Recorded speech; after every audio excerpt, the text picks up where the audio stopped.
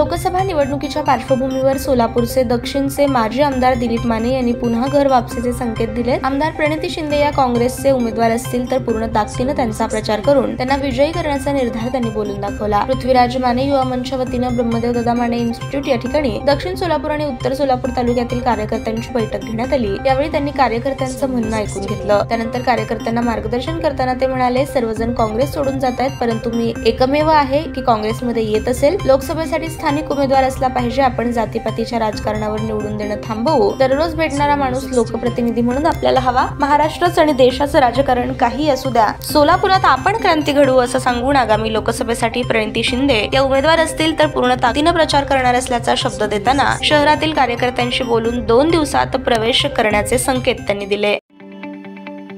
ताज्या बातम्या पाहण्यासाठी प्राईम महाराष्ट्र न्यूज चॅनलला सबस्क्राईब करा।